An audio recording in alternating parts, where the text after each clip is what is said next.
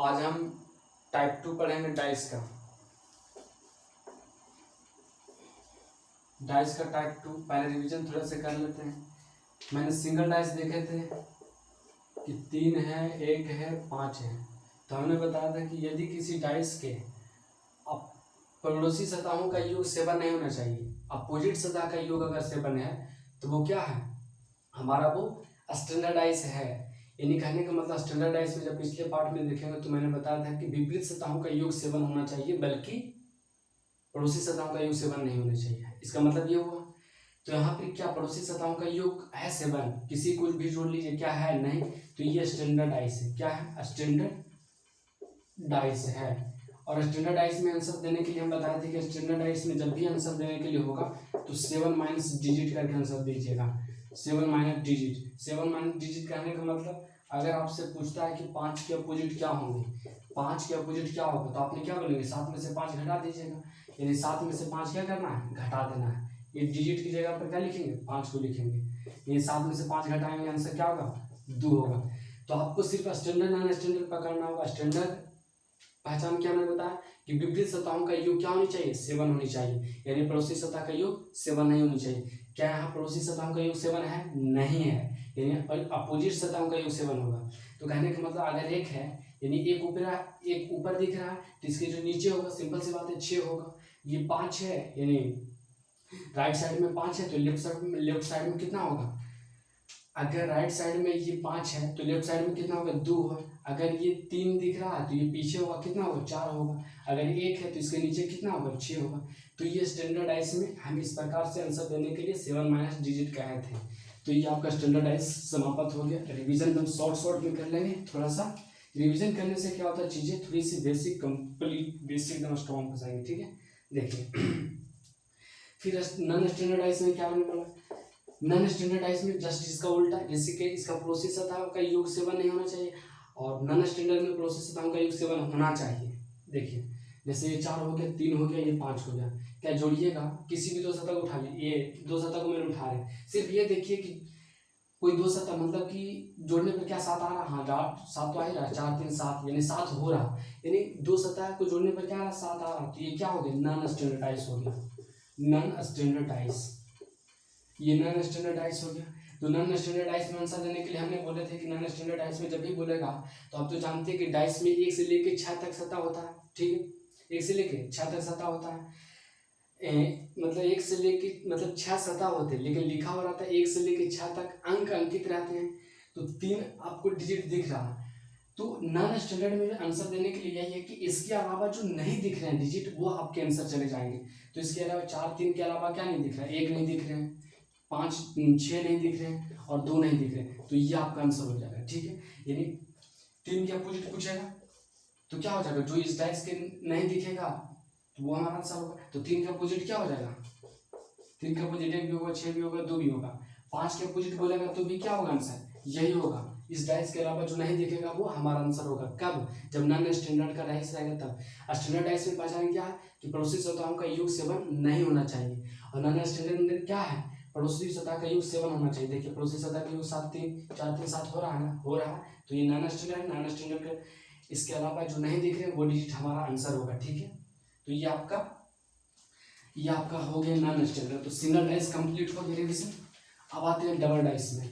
Double dice में मैंने तीन प्रकार के उसमें भी मैंने बताया था कि डबल डाइस में आपको देखना होगा single common dice, single surface common होगा, डबल सरफेस कॉमन होगा। जिसे डबल डाइस पार्ट है, सिंपल सी बात है कि 2 डाइस देखने को मिलेगा, ये 2 डाइस देखने को मिलेगा। इसमें मैंने बताया था कि 2 डाइस रहेगा जिसमें सिंगल सरफेस कॉमन दिखेगा इन दोनों में। इधर भी एक, जैसे कि 3 ये डाइस देख रहे हैं तो एक सरफेस यहाँ, एक सरफेस यहाँ, यानी इन दोनों में एक सरफेस कॉमन दिखेगा। 2 सरफेस भी कॉमन दिख सकता है और 3 सरफेस कॉमन नहीं रहते, नहीं तो सेम हो जाएगा ना, फिर काहे को 2 डाइस कहलाएगा, है कि नहीं। तो एक सरफेस कॉमन, 2 सरफेस कॉमन हो सकता है, एक भी सरफेस कॉमन हो। बारी बारी से देख लेते हैं रिवीजन।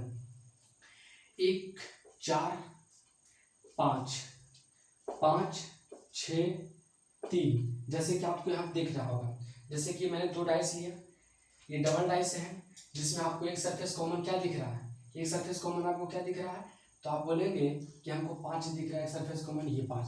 तो मैंने बताया कि जब भी सिंगल सरफेस कॉमन होगा तो आप क्या कीजिएगा कि जो कॉमन दिख रहा है उस सरफेस को उठाइएगा, क्लॉक वाइज में घुरा दीजिएगा।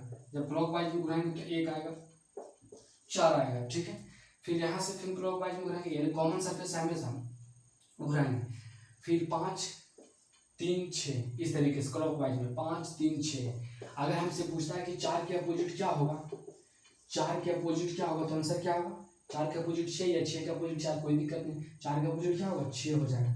अगर पूछता है कि 1 का अपोजिट क्या होगा, 1 के अपोजिट क्या होगा, तो आप क्या आंसर देंगे, 1 के अपोजिट क्या होगा, 3, सिंपल सी बात है। अगर हमसे पूछता है कि 5 के अपोजिट क्या होगा, तो 5 के अपोजिट तो सेम होगा नहीं, 5 के अपोजिट तो 5 होगा नहीं, तो क्या देंगे, इन दोनों डाइस के अलावा जो नहीं दिखेगा वो आपका आंसर जाएंगे, ठीक है। तो इन दोनों डाइस के अलावा क्या नहीं दिख रहा, तो आप बोलेंगे कि हमको जो है 2 नहीं दिख रहा, तो यहाँ पे क्या हो जाएगा, 5 के अपोजिट क्या हो जाएंगे, अगर 5 के अपोजिट पूछता है तो क्या हो जाएंगे आंसर, 2 हो जाएंगे, सिंपल सी बात है, ठीक है। तो ये डबल डाइस में हमने बता दिया, ठीक है। डबल डाइस का सिंगल सरफेस कॉमन रहेगा तो इस तरीके से काम करेंगे। पार्ट 1 में आपने देखे होंगे। सेकेंड देखिए, सेकेंड आपके डबल सरफेस कॉमन रहेंगे। जैसे कि डबल डाइस पढ़ रहे हैं तो 2 डाइस रहेगा इस तरीके से, जैसे 4 हो गया, 6 हो गया, 5 हो गया, 5 हो गया, 6 हो गया और ये 3 हो गया, ठीक है। तो आपको यहाँ पर आपको क्या दिख रहा है, डबल सरफेस कॉमन, ये आपको 5 दिख रहा है, ये 6, यहाँ भी 5, यहाँ भी 6, यानी डबल सरफेस कॉमन, यहाँ 2 सरफेस, यहाँ भी, यहाँ 2 सरफेस, यानी 2 सरफेस कॉमन दिखे। आपसे सिर्फ रेलवे, एनटीपीसी ये सब की अगर हम बात करें और एसएससी में, तो आपसे सिर्फ एक ही क्वेश्चन पूछ सकता है यहाँ पे, 4 के अपोजिट क्या होगा, 4 के अपोजिट क्या होगा, ठीक है। इसके डेप्थ में जानेंगे, जब इसके कॉमन के अपोजिट पूछेगा तो हम कैसे आंसर देंगे, जब हम सेपरेट वीडियो बनाएंगे, आपको एग्जाम की व्यूज नहीं, सभी एग्जाम की व्यूज से जब बताएंगे तब। तो सिर्फ ये जान लीजिए कि आपसे जो एग्जाम में पूछा जाता है कि 4 के अपोजिट क्या होगा, तो डबल सरफेस कॉमन में जब भी पूछेगा ना, देखिए 4 के अपोजिट पूछा तो 4 को लॉक कीजिएगा, लॉक करने के बाद क्या दिख रहा है, 5 6, इधर भी 5 6, तो जो बच गया वो हमारा आंसर, तो बचा क्या, 3, तो 3, सिंपल सी बात है। जिसको अपोजिट पूछा उसको लॉक करेंगे, लॉक कर दिए, दिख रहा है क्या, 4 5 और 6, इधर भी 5 6, तो बचा जो हमारा आंसर, यानी शेष हमारा आंसर हो जाएगा। यानी 5 6 कट गया, तो 4 के अपोजिट 3, तो यहाँ 4 के अपोजिट 3, ये ठीक समझ गए। डबल सरफेस कॉमन रहेगा किस तरीके से आंसर देंगे, एक भी सरफेस जब कॉमन नहीं रहेंगे, अब हो गया। तीसरा हमने क्या बताया था, जब एक भी सरफेस कॉमन नहीं रहेंगे, तो एक भी सरफेस, जैसे कि मान ली 2 डाइस लिया, 1 5 6 2 3 4, जैसे कि मैंने ये ले लिया 2 डाइस है, इसमें क्या एक भी सरफेस कॉमन दिख रहा है, नहीं कॉमन दिख रहा है, यानी नो सरफेस कॉमन है ना, नो सरफेस कॉमन, यानी एक भी सरफेस जो है कॉमन नहीं दिख रहा है। जब एक भी सरफेस कॉमन नहीं दिखेंगे तो हमारा जो आंसर होगा इस डाइस के बराबर, इस डाइस के बराबर उस डाइस, समझ रहे हैं, यानी इस डाइस के बराबर उस डाइस हमारा क्या होगा, आंसर होगा। अगर सपोज कीजिए आपसे पूछ रहा है, ये 2 डाइस है, समझिए ए और बी, ठीक है, नो सरफेस कॉमन, कोई सरफेस कॉमन नहीं है, तो आंसर हमारा इस डाइस के बराबर उस डाइस हमने बताए थे। अगर आपसे पूछा है कि 5 के अपोजिट क्या होगा, तो इधर वाले जो देख रहे हैं सारा आपके आंसर जाएंगे, 2 भी होगा, 3 भी होगा, 4 भी होगा। अगर 1 के अपोजिट पूछता है तो भी हमारा आंसर 2 भी होगा, यानी इस डाइस के कोई भी पूछ दे, 5 पूछ दे, 1 पूछ दे, कोई भी डिजिट का पूछे अपोजिट, तो इस डाइस के सारा आंसर जाएंगे। अगर इधर वाला का पूछे कि 3 के अपोजिट क्या होंगे, 3 के अपोजिट क्या होंगे, तो इधर वाला आंसर जाएंगे, 1 भी होगा, 5 भी होगा, 6 भी होगा।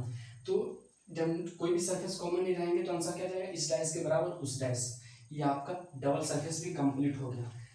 अब आते हैं मल्टीपल सरफेस कॉमन रहेंगे तो उसमें क्या करेंगे, देखिए मल्टीपल सरफेस करने का मतलब मोर देन 2 डाइस रहेंगे, सॉरी मल्टीपल सरफेस करते हैं, मल्टीपल डाइस, तो 2 डाइस हमने देख लिया, 2 प्रकार के डाइस को, सिंगल डाइस में प्रकार उनके पढ़ लिए और डबल डाइस में पढ़ लिया, रिवीजन कर लिया। हाँ, अब देखिए आते हैं मल्टीपल डाइस में, मल्टीपल डाइस, मल्टीपल डाइस आते हैं, और देखिए मल्टीपल डाइस कहने का मतलब मोर देन 2 डाइस, यानी 2 डाइस से जो है आपके अधिक दिए जाएंगे। जैसे कि मैंने ले लिया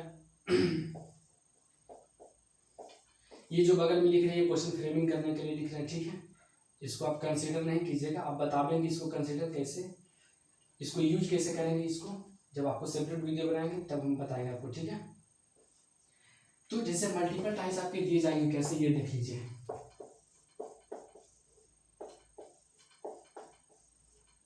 ठीक है, 3 डाइस 4 डाइस भी दे सकता है। ये 3 2 4 4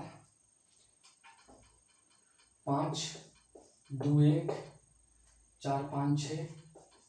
चलिए, तो जैसे कि मान लिया जाए ये 3, सपोज कीजिए ये मल्टीपल डाइस का 3 प्रश्न, 3 डाइस भी दे सकता है, ये 3 डाइस है, ठीक है। ये आपके 3 डाइस दिया गया है। आपसे यहाँ पूछा जाएगा कि 4 के अपोजिट क्या होगा, 4 के अपोजिट क्या होगा, इसको कंसीडर नहीं कीजिए, इसे इरेज कर देते हैं, ठीक है। जब हम सेपरेट वीडियो की तो एग्जाम के व्यू से पढ़ रहे हैं तो एग्जाम की तरह सोचेंगे। 4 के अपोजिट क्या होगा, 3 के अपोजिट क्या होगा, ये मान ली सपोज कीजिए क्वेश्चन आए, ठीक है। ये तो कुछ नहीं करेंगे हम एक चीज बोल देते हैं, एक चीज मैंने पिछले पार्ट में भी बोला था कि डाइस कितना भी क्यों न रहे, हमको चलना है दो ही डाइस को लेकर, अब वो भी कैसा, सिंगल सरफेस कॉमन होगा उसको। इन फिर से समझाते हैं, बहुत यूनिक बात यही है कि डाइस कितना भी क्यों न रहे, चलेंगे 2 ही डाइस को लेकर और वो भी सिंगल सरफेस कॉमन वाला। तो आप इसमें से 2 डाइस को उठाइए जिसमें सिंगल सरफेस कॉमन आपको दिख रहा होगा, तो आप बोलेंगे कि मुझे सिंगल सरफेस तो कॉमन दिख रहा है, कौन, तो आप बोलेंगे कि ये जो है ए और सी, इसमें सिंगल सरफेस कॉमन दिख रहा है। सिंगल सरफेस कॉमन क्या दिख रहा है, ये जो 4 यहाँ भी है 4 यहाँ भी है, तो सिंगल सरफेस तो कॉमन दिख ही रहा है ठीक है, 4 यहाँ भी है 4 यहाँ भी है, ठीक है। तो आपके सिंगल सरफेस यहाँ कॉमन दिख रहे हैं तो आप उठा के ले चलिए, और हमने बता दिया कि सिंगल सरफेस कॉमन रहते हैं। अब सारे अप्रोच वो लगाइए तो अपने डबल डाइस में सिंगल सरफेस, क्योंकि 2 डाइस को उठाए हैं सिंगल सरफेस कॉमन दिख रहा है, तो अपने डबल डाइस में तो ऐसा पढ़ चुके हैं कि जो कॉमन सरफेस है उसको पकड़ेंगे और क्लॉकवाइज में क्या करेंगे, घुमा देंगे। तो जो कॉमन सरफेस को पकड़ेंगे क्लॉकवाइज में घुमा देंगे, तो 4 3 2 4 3 2, फिर यहाँ से पकड़ेंगे कॉमन सरफेस क्या है 4 5 6, यहाँ से क्लॉकवाइज में घुमाएंगे तो क्या होगा 4 5 6, तो इसके नीचे लिख देंगे 4 5 6, समझ में आया। तो अगर हमसे पूछता है कि 2 के अपोजिट क्या होगा तो आंसर जाएगा क्या चीज 6, या 6 के अपोजिट पूछेगा तो 2, 3 के अपोजिट क्या होगा तो 5, 5 के अपोजिट पूछेगा तो 3, 4 के अपोजिट क्या, 4 के अपोजिट तो 4 होगा नहीं, तो सेम के अपोजिट तो सेम नहीं होता, तो इन सेम के तो अपोजिट सेम होता नहीं, तो इन दोनों डाइस के अलावा ए और सी के अलावा आप देखिए ए और सी क्या है, ए और सी में देखिए कि क्या नहीं हमको दिख रहा, कौन सा डिजिट नहीं दिख रहा, तो 1 नहीं दिख रहा है, तो हमारा 4 के अपोजिट 1 हो जाएगा। तो आप आंसर यहाँ से देंगे कि 4 के अपोजिट क्या होगा, तो 4 के अपोजिट क्या होगा 1, हमारा यहाँ आंसर चल जाएंगे। और दूसरा पूछा कि 3 के अपोजिट क्या पूछा कि 3 के अपोजिट क्या होंगे, तो 3 के अपोजिट क्या देंगे 5, हमारा यहाँ पे आंसर हो जाएगा, ठीक है। ये आप बोलेंगे कि हमको तो यहाँ भी सिंगल सरफेस कॉमन दिख रहा है तो इसको लेकर नहीं चल सकते हैं, बी और सी को नहीं लेकर चल सकते हैं, हाँ लेके चल सकते हैं, सिंपल सी बात है, लाइए आप ही को मतलब आप ही को बात को लेकर चलते हैं, लाइए हम तो सिंपल सी ये आपको भाषा बताया कि डाइस कितना भी क्यों न रहे, हमको चलना है 2 ही डाइस को लेकर, वो भी सिंगल सरफेस कॉमन। तो आप ये बोले कि हमको तो बी और सी में भी सिंगल सरफेस कॉमन दिख रहा है, तो क्या हम इन दोनों को नहीं ले चल सकते, बिल्कुल लेकर चल सकते। तो जब ये दोनों को लेकर चलेंगे तो आपको कौन सा सरफेस कॉमन दिख रहा है सिंगल, तो आप बोलेंगे कि हमको 5 दिख रहा, ये 5 जो है यहाँ इन दोनों में अगर लेके चलते हैं तो 5, आंसर वही आएगा। आप कोई भी 2 डाइस को उठाइए सिंगल सरफेस कॉमन होना चाहिए, तो यहाँ पे 5 कॉमन दिख रहा, तो क्लॉकवाइज में घुमाइए 5 2 1 5 2 1, फिर यहाँ से 5 6 4, तो 5 6 4, ठीक है। 1 के अपोजिट 4 होगा या 4 के अपोजिट 1 होगा, 2 के अपोजिट 6 होगा, 6 के अपोजिट 2, कुछ पूछते 2 के अपोजिट 6 और 4 के अपोजिट 1, यानी किसी प्रकार से पूछे 2 के अपोजिट 6 या 6 के अपोजिट 2, कोई दिक्कत नहीं। अब देखिए 5 के अपोजिट तो 5 होगा नहीं, तो सेम के अपोजिट तो सेम नहीं होता, तो इन दोनों डाइस के अलावा आपको क्या नहीं दिख रहा, तो आपको दिख रहा है 3 नहीं, तो 3 यहाँ पे हो जाएगा, सिंपल सी बात है। अब देखिए आपसे यहाँ से आंसर बचेगा कि 4 के अपोजिट क्या होगा, तो 4 के अपोजिट क्या हो जाएगा 1 हो जाएगा, क्या 1 है, हाँ है। अब 3 के अपोजिट क्या होगा, 3 के अपोजिट क्या होगा, 3 के अपोजिट 5 होगा, तो 3 के अपोजिट क्या 5 है। तो आप कोई भी 2 डाइस उठाइए और सिंगल सरफेस कॉमन होगा, आपके लिए वही बेहतर होगा जो सभी अपोजिट टर्म बिल्कुल एक लीनियर में आपको ज्ञात हो जाएंगे, यानी किसी प्रकार के आइदर और नहीं होंगे, ठीक है। तो ये आपके मल्टीपल डाइस पे रिवीजन हो गया, 3 डाइस इससे भी अधिक रह सकता है, कोई दिक्कत नहीं। अब आते हैं फोल्डिंग डाइस जिसे ओपन डाइस कहते हैं। आज की सेशन जो स्टार्ट करेंगे वो ये रिवीजन समझिए आपका था। जब आपने पार्ट 1 देखे होंगे उसका मैंने रिवीजन शॉर्ट में बहुत ही कर दिया, ठीक है। चलिए तो आज हो गया फोल्डिंग डाइस, फोल्डिंग डाइस, ठीक है। फोल्डिंग डाइस, फोल्डिंग डाइस जिसे ओपन डाइस भी कहते हैं, ठीक है। फोल्डिंग डाइस या ओपन डाइस कहते हैं।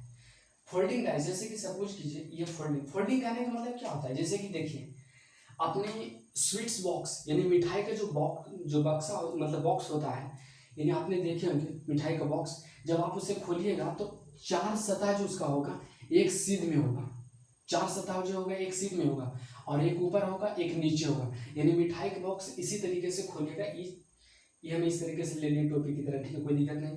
तो 4 सतह जो है एक सीध में होगा और एक ऊपर होगा एक नीचे होगा। तो फोल्डिंग करेंगे तो इस प्रकार से, यानी 4 सीध में होना चाहिए और एक ऊपर एक नीचे होना चाहिए, इस तरीके से होना चाहिए। तो वही है कि डाइस को खोल देता है, ठीक है। देखिए फोल्डिंग डाइस जैसे कि सपोज कीजिए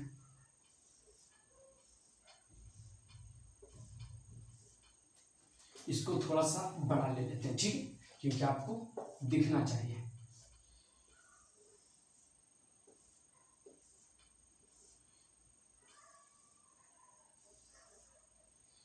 ये मैंने के ले लिया, यहाँ एल ले लिया, एम ले लिया, एन ले लिया, ओ ले लिया, पी ले लिया, ठीक है। ये ले लिया, ये फोल्डिंग डाइस का नक्शा है, ठीक है। जब भी फोल्डिंग डाइस में अगर अपोजिट को देखना होता है तो एक छोड़ के दाएं वाला, एक छोड़ के बाएं वाला, एक छोड़ के ऊपर वाला, एक छोड़ के नीचे वाला।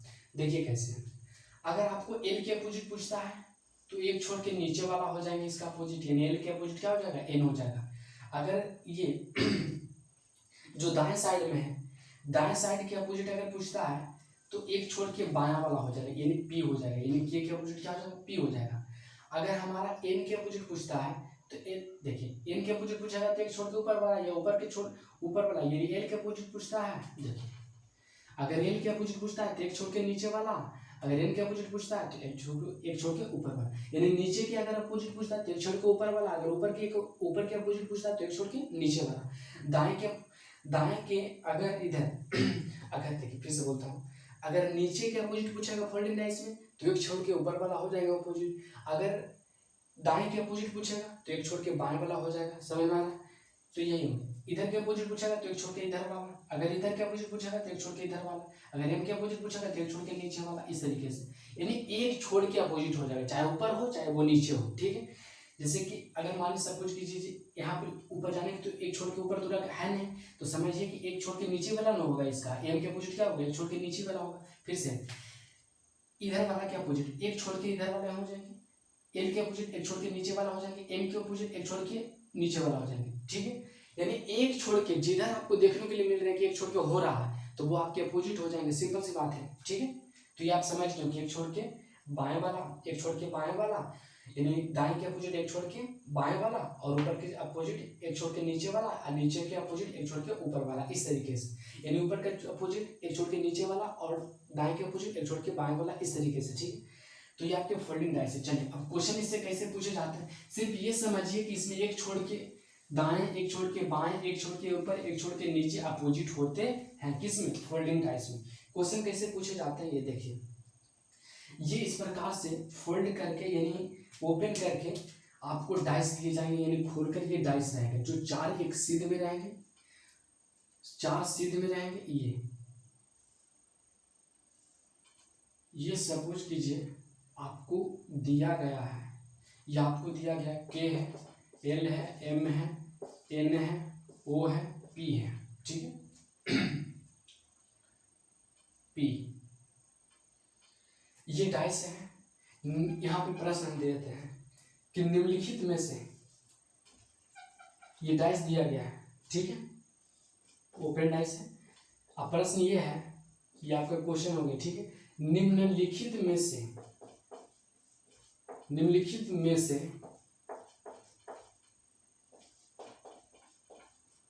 कौन से डाइस नहीं बनाए जा सकते, नहीं बनाया जा सकता है, नहीं बनाया जा सकता है, ठीक है। ये पहला option. Option number A odd man out की तरह पूछता है, ठीक है। कैसे पूछता है ये देख लीजिए। पहला ऑप्शन है PLK। दूसरा option, option number B, option number B MLO। Option number C, option number C, option number C, option number C PLM। Option number D, option number D, option number D MLO। ये MLO ये आपके दिए गए हैं open dice करके इस तरीके से फिगर दे दिया गया है। आपसे बोला जा रहा है कि निम्नलिखित में से, यानी इससे निम्नलिखित में से कौन से डाइस नहीं बनाया जा सकता। अगर हम आपसे पूछें कि आप बताइए कि के अपोजिट क्या हो जाएगा, तो आप क्या हम बोलेंगे के अपोजिट क्या होगा, तो आप बोलेंगे क्या कि एक छोड़ के नीचे वाला, यानी के अपोजिट क्या हो जाएगा, M हो जाएगा। P के अपोजिट क्या हो जाएगा, तो एक छोड़ के बाएं वाला इधर वाला हो जाएंगे। तो P के अपोजिट क्या होंगे, एक छोड़ के इधर वाले, यानी P के अपोजिट O हो जाएंगे। अगर हम पूछे कि L के अपोजिट क्या हो जाएंगे, तो एक छोड़ के नीचे वाला यानी N हो जाएगा, यानी P के अपोजिट N हो जाएगा। तो हम जानते हैं कि डाइस में जो होता है 3 जोड़ी ही अपोजिट सतह होते हैं, 3 जोड़ी ही अपोजिट सतह होता है। तो बस 3 को हो गया, निकल गए, बस इतना ही। अब देखिए कहने का मतलब ये सब अपोजिट सतह है। तो जब ये सब अपोजिट सतह यानी के अपोजिट M है तो पड़ोसी नहीं होना चाहिए। अगर हम डायरेक्ट अगर हम आंसर की बात करेंगे तो आप डायरेक्ट आंसर किसको मारते, इसे मारते। क्यों इसे मारते, क्योंकि LM तो देखिए एक मिनट, यहाँ पे थोड़ा सा गलती लिखा है, कोई दिक्कत नहीं। P के अपोजिट O होगा, ठीक है। L के अपोजिट N होगा, यहाँ L लिखेंगे, ठीक है। यहाँ पे क्या होगा, L होगा, L हो जाएगा, ठीक है। हम जानते हैं, ठीक है, LM यहाँ पे N कर लीजिएगा, ठीक है, कोई दिक्कत नहीं होता है यहाँ पे। तो जैसे कि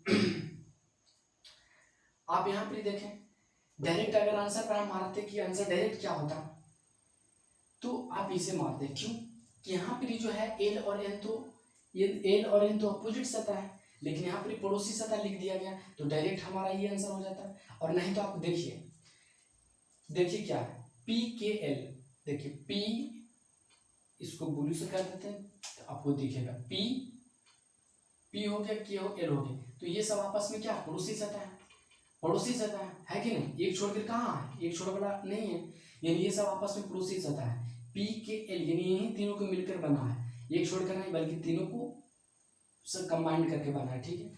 फिर क्या है MLO, M हो गया, L हो गया, O हो गया।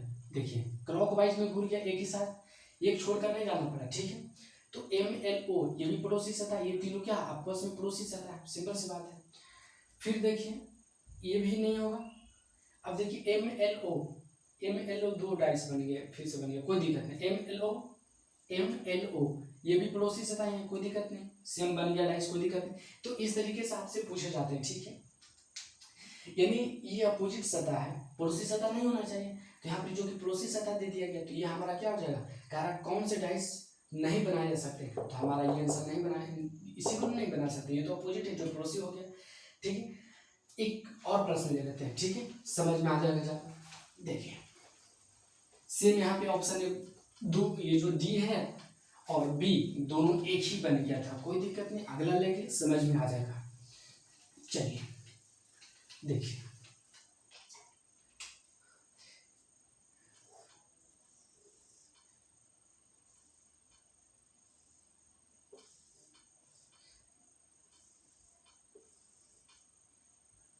M हो गया, N हो गया, P हो गया, Q हो गया, R हो गया, S हो गया। कारण निम्नलिखित में से कौन सा डाइस बनाया जा सकता है, कौन सा डाइस बनाया जा सकता है। अब ये बनाया जा सकता लेते हैं या नहीं बनाया जा सकता, वही ले लेते हैं प्रश्न, कोई दिक्कत नहीं बनाया जा सकता है।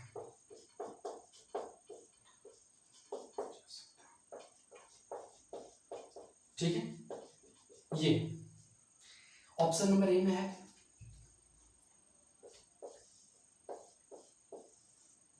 ऑप्शन नंबर ए में है NPM। ऑप्शन नंबर बी में है, ऑप्शन नंबर बी में है RQS। ऑप्शन नंबर सी में है, ऑप्शन नंबर सी में है PQS।